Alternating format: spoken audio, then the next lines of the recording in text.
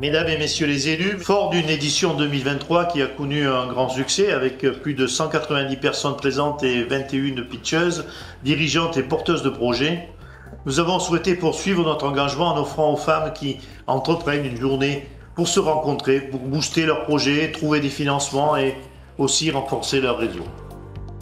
Notre volonté est aussi d'apporter de la réflexion, des échanges et du partage d'expériences avec de nombreux ateliers.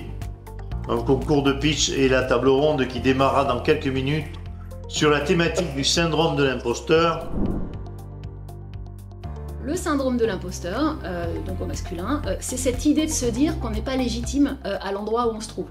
Et ensuite, finalement, d'arriver avec tous ces biais, tous ces parasites qui vont venir vous mettre en zone d'inconfort permanente, avec, vous savez, ces petites choses qui vous torpillent la tête avec, quand vous êtes en pleine présentation, avec « et si j'avais mal fait mon pitch ? Et si j'avais pas utilisé le bon argument ? Et si j'avais pas suffisamment accentué sur le volet financier ? Et si ?» Et finalement, c'est ces parasites qui vont vous décentraliser par rapport à l'objectif principal qui est de convaincre votre interlocuteur ou interlocutrice. Voilà, c'est cet effet parasitant qui va venir en fait réduire vos performances à un instant T. Le parcours de la créatrice est truffé de pièges qui sont très peu annoncés en tant que tels pour des femmes. Donc en fait, moins on leur en parle, moins ils sont visibles, plus elles risquent de tomber dedans. Et donc en fait, le syndrome de l'imposteur, ou en l'occurrence le syndrome de l'imposteuse, vient encore s'ajouter à quelque chose. Donc c'est pas le frein, c'est juste un frein. Il n'était pas forcément utile qu'elles en ajoutent un en plus dans leur panoplie.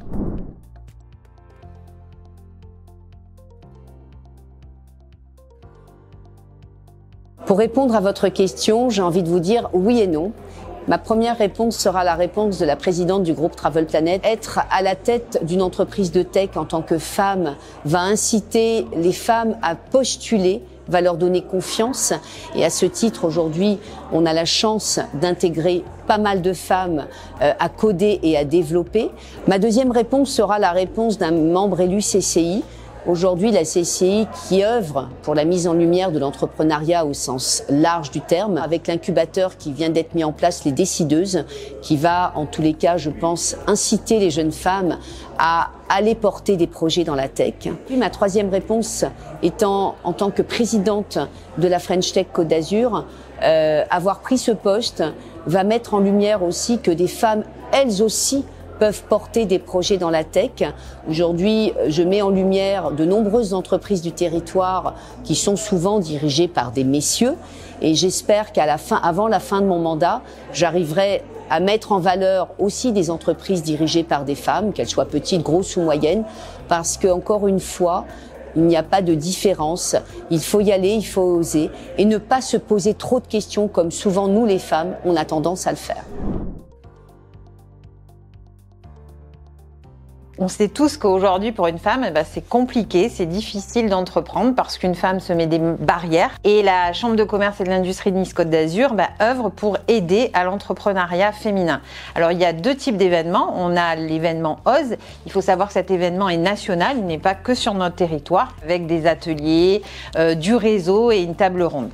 Donc ça, c'est le premier point. On est là pour aider ces femmes à écouter des témoignages et à voir aussi, et ça je parle en tant que vice-présidente de la Chambre, à démontrer que tout est possible. Il faut surtout que les femmes enlèvent leurs propres freins. Ceci étant dit, on a un autre projet. C'est le premier incubateur féminin. Il s'appelle les Décideuses. Pourquoi cet incubateur ? On a fait le constat, bien évidemment, que des femmes, il y a beaucoup moins de femmes qui se lancent. On a vu qu'il y avait 27% de femmes chefs d'entreprise dans le 06. Mais aussi, et surtout, je dirais, une femme va se lancer lorsqu'elle a fait ses preuves. Donc, c'est pour démontrer qu'il faut agir avant. J'ai une anecdote.